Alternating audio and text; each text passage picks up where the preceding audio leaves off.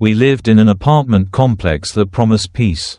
It wasn't extravagant, just clean, quiet, modern enough, the kind of place that felt safe but not stiff.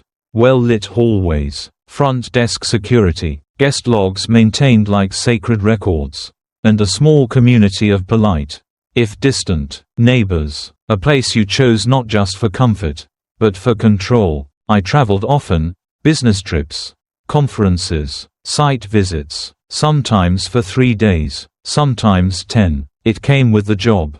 And over the years, my absence had become more routine than presence. My wife used to joke that I was her long-distance roommate with a shared mortgage. We'd laugh, kiss, promise to text more. She said she didn't mind, said she liked the independence, that the time apart made our time together sweeter. I believed her. When I returned from trips, I'd find our apartment spotless, candles lit, music low, a soft dinner on the stove. She never looked rushed, never seemed burdened, always calm, always composed. Sometimes, I'd catch small things, a different wine open than the one we usually drank, a pair of shoes I didn't recognize by the door. She'd explain it away, friends over, neighbors visiting, someone from the book club borrowing something. It never seemed worth questioning. But it was in the elevator where I first noticed the shift. There were men, 3 in particular, who always greeted her a little too warmly. A hand held just a second too long in a handshake. A glance that lingered past the polite threshold. One of them even winked at her once as I stood beside her. "Friendly building," I muttered. She laughed it off. "You're paranoid. We live in a place where people say hello. Isn't that what you wanted?" And yes, it was. I'd grown up in neighborhoods where no one knew your name. A community like this, friendly faces, open-door book clubs, security guards who knew your schedule, had felt like an upgrade. Then one evening, I returned from a trip a day early. She didn't know. I hadn't texted from the airport. My meeting in Chicago had ended faster than expected, and I thought it would be romantic, showing up with flowers. Surprising her. It wasn't flowers I walked in with. It was a quiet question I'd never voiced before. At the lobby desk, Mr. Phan, the older Vietnamese security guard who worked nights, looked up and smiled when he saw me. "You're back early," he said. "Your place is popular these days. A lot of friendly faces stopping by." He said it like a joke. I laughed, too, but the words didn't let go. I asked, casually, "Oh yeah? Who's been coming around?" He shrugged. "Usual folks. Always sign in. I'm just glad your wife's never lonely." I smiled. "Thanks, Mr. Phan." I got into the elevator, pressed our floor, and for the first time in months, I didn't look forward to seeing her. I walked into the apartment. She greeted me with surprise, then delight, ran to me, kissed me hard, said she'd been thinking of me all day. I nodded, said I missed her too. But that night, as she slept, I opened the guest log in my mind. I remembered the man in the elevator who called her by a nickname I'd never heard. The neighbor who sent her wine on her birthday. The man 2 floors down who always found a reason to hold the door open, even when she was 20 feet away. I began to realize that familiarity is not the same as friendship. And that sometimes, the most dangerous strangers are the ones who never knock, because they already know their way in. Mr. Phan's words looped in my head like a hymn. "Your place is popular these days." I thought about the definition of hospitality, and for the first time, I wondered whether my home had been welcoming people I'd never invited. There was no evidence yet. No confrontation, no explosion, just silence. The kind that shifts the air in a room. The kind that opens your eyes at 3 a.m. for no reason at all. And I started to understand. Some betrayals don't begin with a lie. They begin with a smile too familiar, a gesture too casual, a building too safe, and the woman you love saying, "You're being ridiculous," while 3 men walk past you in the hallway like they've already been inside. I didn't ask her anything that night, but I began to look differently at the doorknobs, at the guest sign in sheets, at the way she always insisted on taking the trash out herself, and at the calendar on the fridge, marked in symbols I hadn't bothered to understand. Until now. The next morning, I returned to the lobby under the pretense of following up on a package. Mr. Fan greeted me with his usual warmth. His thermos of jasmine tea perched next to the sign in clipboard. "Everything all right?" he asked. "Yeah," I replied, managing a smile. "Actually, I wanted to check something. Do you mind if I take a look at the guest log from the past couple of months?" "Security check. My wife's been concerned about strangers in the building." It was a lie, but not a malicious one. Mr. Fan didn't flinch. He slid the clipboard over. Even flipped to the recent pages for me. "All yours. Nothing strange, though. Most people write their names clearly. You'll see." I thanked him, took a seat on the lobby couch with the log balanced on my knees, and began to read, page after page. Date, time in, time out, unit number, name. Most names were innocuous, people I recognized. Amazon deliveries, parents visiting, friends, the occasional dog walker. But then I started seeing it. Patterns. 3 names, again and again. Not grouped, not blatant, but spaced out, like musical notes that made no sense alone, but formed a melody once you heard them together. Daniel L., 9th floor. Visited on June 3rd, June 8th, June 16th, July 1st Street, July 13th. Tobias R., 11th floor. June 6th, June 10th, June 25th, July 5th. Marco V., 7th floor. June 2nd, June 9th, June 20th, July 3rd Road, July 14th. At first, it looked normal. Neighbors visit neighbors. Maybe book club, maybe shared interests. But then I compared him to my travel schedule. June 2nd, I left for Boston. June 3rd, Daniel signed in. June 6th, Tobias. June 8th, Daniel again. June 9th, Marco. I checked flight receipts, calendar invites, emails. Every time I was gone for more than 48 hours, one of them signed in. Sometimes all 3 within the span of days. And not one of those visits had ever been mentioned by my wife.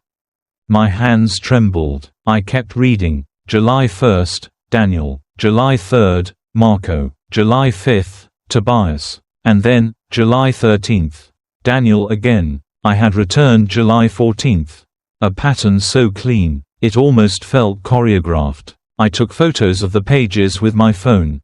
Page after page. My fingers tight against the screen. I wasn't thinking about what it meant yet. I was just collecting. Daniel, Tobias, Marco. Same building, different floors, different times, but always orbiting the same center. Our apartment. I flipped back to see if my name had ever appeared. Only once, early May, when I'd hosted a work dinner and signed in one guest myself. Everyone else, my wife signed in for them. I stared at those loops of her handwriting. So graceful, so practiced, I could recognize it anywhere. And now, I recognized something else. The guest log didn't lie. It had no reason to. Unlike people, I closed the book slowly, returned it to the desk. Mr. Fan smiled. "Everything okay?" I nodded. "Yeah, thanks." But I wasn't okay, because the moment I left that lobby, I wasn't walking toward my apartment. I was walking into a reality where truth didn't come from lips, but from timestamps and ink. And 3 names I'd never forget.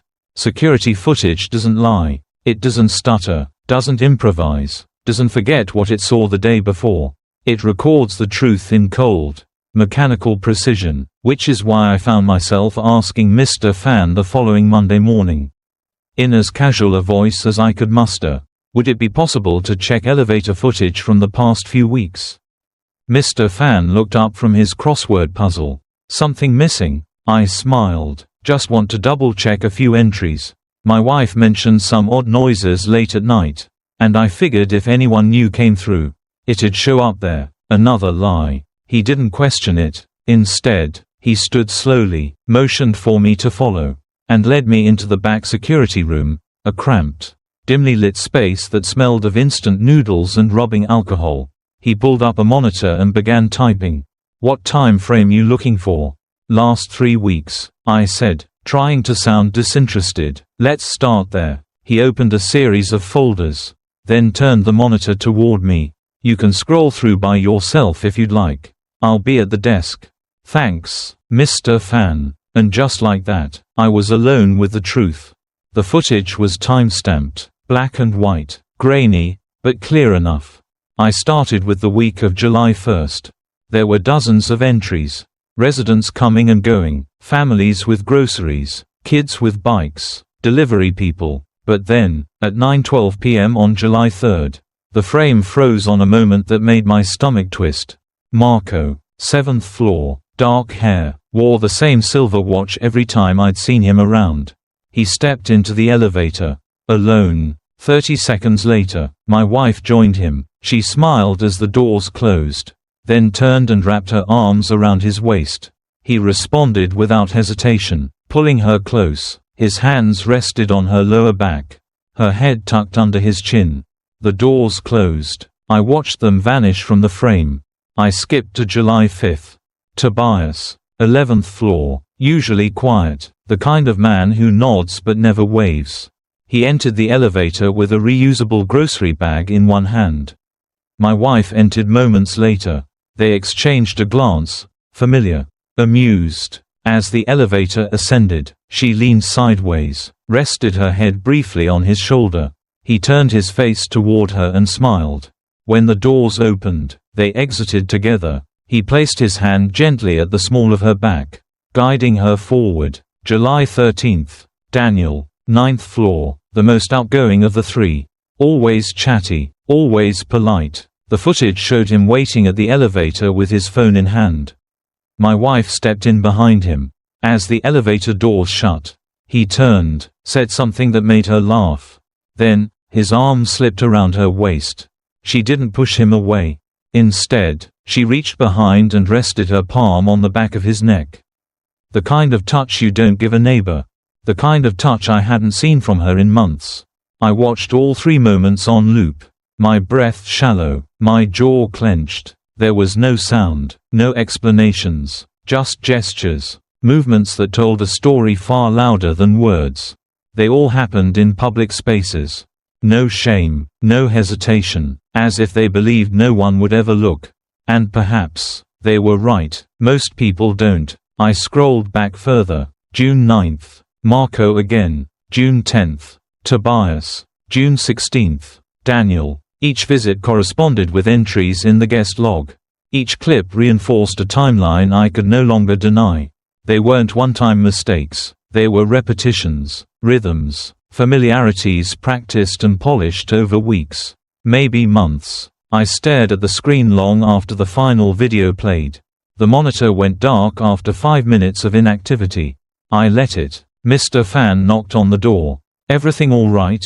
"Yeah," I said, my voice steady but foreign. "Thanks for letting me check. Nothing out of place, I hope." I turned to him, offered a smile that didn't quite reach my eyes. "Nothing I wasn't ready to see."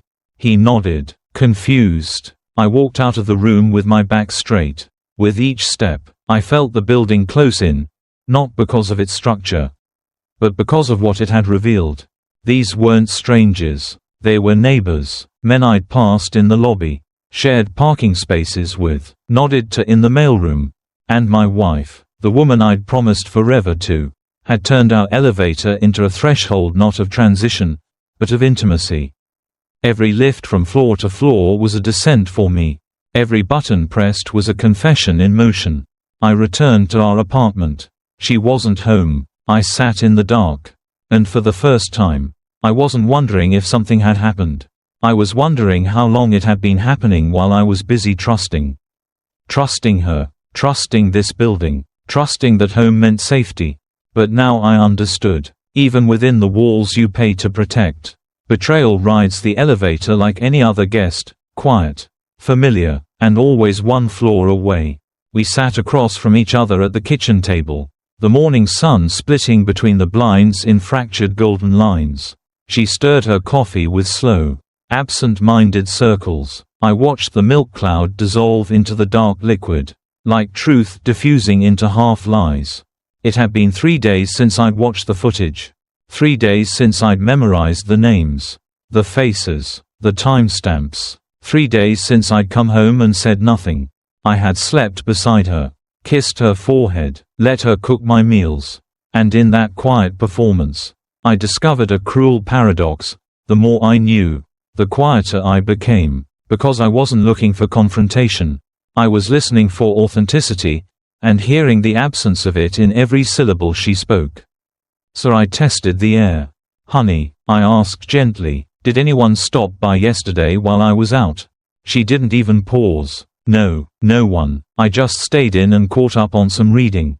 She smiled, sipped. "Why?" she added. I shrugged. "Just curious." She reached for her phone, swiped away a notification. Her nails were freshly done, a color she hadn't worn in months, deep burgundy. "You're quiet today," she said. "Just tired." She leaned over and touched my hand. "You've been working too much again." I nodded. "Maybe." That was the first test. She failed it with ease. A week passed. I didn't bring it up again. We moved through the motions. Shared meals, made small talk, watched a film together. She laughed at the right moments, touched my knee under the blanket, kissed me goodnight with just enough affection to make it believable. But my mind was cataloging everything now.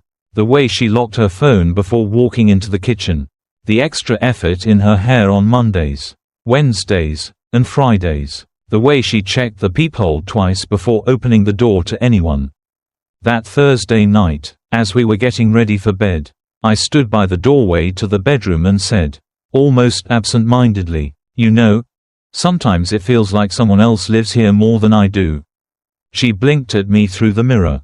"What? Never mind," I said. "No, really, what do you mean by that?" "I mean," I said, adjusting the sleeve of my shirt, "this apartment feels more familiar to others than to me. That's all." She turned, one hand on her hip, toothbrush still foaming in her mouth. "Are you jealous of the furniture now?" I laughed. "Maybe the air. It seems to get more attention than I do." She rolled her eyes. "Okay, now you're just being weird." I walked into the living room, sat on the couch, and stared at the place we had built together. This wasn't paranoia. This was proof under skin. The next day, while she was out running errands, I sat at the kitchen table with my laptop. I compiled everything. The guest log, scanned and printed. The screenshots of their names, highlighted. The elevator footage, 3 key stills. Printed and labeled with dates and times. I didn't embellish, didn't editorialize, just facts, just timestamps, just her, with each of them, caught in the act of familiarity that couldn't be misinterpreted. I placed the stack into a plain white folder. On the front, in neat handwriting, I wrote, "The people you never mentioned." I didn't leave it on the bed. That felt cruel. I didn't confront her at dinner. That felt performative. Instead, I waited until Saturday morning. She came into the living room in her robe, coffee in hand, and sat across from me. I slid the folder across the table. She looked at it, then at me. "What's this?" Something I didn't want to say out loud. She opened it slowly. At first, her expression didn't change, then her lips parted, slightly, she blinked, she flipped the pages, one by one, and then she closed it. Her hands stayed on top of the folder. She didn't look at me. "I don't want to fight," she said quietly. "Neither do I." "Then why now?" "Because silence is no longer the same as peace." She nodded, looked at the floor. "I never meant to hurt you." I didn't reply, not because I didn't believe her, but because it didn't matter anymore. Intent doesn't erase impact. She left the room. I stayed, not to win, but to witness the moment where truth stopped being theory and became presence. Not a scream, not a confession, just a folder, and the unspoken guests she never thought I'd meet. The apartment was silent when I decided to leave. Not the kind of silence that asks questions, but the kind that answers them before you speak. There was no fight, no drama, just an understanding, like two actors who've both realized the scene is over, but neither wants to say, "Cut." She had left for her spa appointment an hour earlier. She took her time on Saturdays, hot stone massage, essential oil therapy, a green juice at the cafe nearby. It gave me time, not just to pack, but to do it right. I opened the hallway closet and pulled out my old duffel bag, the one I hadn't used since my last trip to Seattle. I filled it deliberately, a week's worth of clothes, my journal, the framed photo of my parents I kept beside the bed, and my shaving kit. I didn't take everything, just enough to move forward without looking back. I walked through each room slowly, not for nostalgia, but for clarity. I wasn't leaving a home, I was stepping out of a story I no longer belonged to. In the kitchen, I set the table for one last meal neither of us would eat. At the center, I placed the white folder, the one labeled "The People You Never Mentioned." On top of it, I laid my set of keys. Then the keycard to the elevator. And finally, a single note on plain stationery. My handwriting, small and sharp. Some guests come so often, they no longer need to knock. No punctuation, just truth. I didn't want her to cry. I didn't want her to scream. I didn't want anything from her. That's what made this different. I was no longer trying to win. I wasn't trying to make her understand. I was simply done. Before leaving, I took one final walk through the apartment. I didn't open the bedroom door. I didn't peek into her closet. I didn't check the bathroom to make sure I hadn't forgotten anything. If something stayed behind, it deserved to. I closed the front door quietly. No slam, no creak, just a soft click of something final.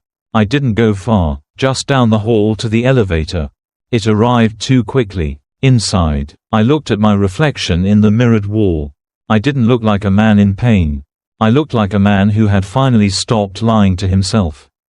On the ride down, I breathed deeply, counted floors, let the silence wrap around me like a coat. When the doors opened at the lobby, I nodded at Mr. Fan. He was mid-sentence with a delivery guy but paused to wave. Heading out? He asked. Yeah, I replied. For a while. He didn't press, just smiled. Take care of yourself. I will. I stepped outside. The sun was warm against my face. I walked 2 blocks to where I'd parked my car the night before. Slid into the driver's seat. Didn't start the engine. My phone buzzed. Once, twice, then again. By the time I glanced at it, there were 12 missed calls. Her name over and over. No voicemails. Just silence asking to be answered. I turned the phone over. Screen down. Then I toggled airplane mode. I didn't need to hear what she had to say. Whatever she said now would be shaped by discovery, not honesty, and I was done living in rooms where truth only arrived after confrontation. As I pulled away from the curb, the apartment building disappeared in the rearview mirror. No anger, no bitterness, just distance, and a kind of peace that doesn't come from forgiveness, but from no longer needing to ask for it. They say betrayal deserves fireworks, shouting matches, thrown glasses, slammed doors, a kind of cinematic reckoning that levels the room and leaves no doubt about who was hurt. But I've learned that not all betrayals are built for theater. Some unfold in whispers, in the way someone glances down instead of meeting your eyes, in the timing of a phone's silence after 9 p.m., in the strange way certain names start recurring in casual conversation, as if their presence is incidental and not curated. My betrayal didn't arrive like a storm. It seeped in slowly, through the routine, through the kindness, through the way she said, "I love you," with the same voice she used to lie. And because of that, it didn't deserve a dramatic exit. It deserved silence. Because silence is the most honest response to someone who never asked for forgiveness. It is not passive. It is not weak. It is the clarity that comes after you've exhausted every version of, "Maybe I'm wrong." I didn't scream when I found the messages. I didn't raise my voice when I watched the footage. I didn't curse when I realized the 3 men I'd passed in the hallways, nodded to, shared elevators with, had been welcomed deeper into my home than I ever imagined. What I felt was not rage. It was recognition. Recognition that she had slowly led me to the door, not to open it for confrontation, but so I could finally walk through it. There is a kind of betrayal so practiced, so casual, that it becomes architecture. You don't just leave the person. You leave the building. You leave the version of yourself that kept trying to rationalize things that never made sense. You stop checking locks. You stop wondering who's knocking. Because you realize you were the last one to enter. And the first one to leave with nothing to hide. People ask me if I ever confronted her. If I ever got closure. But closure isn't a conversation. Closure is when you no longer feel the need to explain why you left. She had her explanations. They probably changed every time someone else asked. But me, I had my folder, my time-stamped evidence, my key on the table, and my absence. That was the lesson, that I didn't have to shatter anything to prove it was already broken. That sometimes the most powerful act of self-respect is not fighting to be heard, but choosing to walk away unheard. Not because I didn't have something to say, but because I finally understood she was never listening in the first place. The apartment building still stands. Its walls still echo with the lives of those who live there. And maybe she still walks its halls, still smiles at new neighbors, still lights candles when guests come over. But I am no longer one of them. I was the last to arrive. And the first to lock the door, not behind her, but behind myself. Graduation cap lesson learned. When betrayal lives just one wall away, the hardest part isn't leaving. It's learning how to stay silent while you do.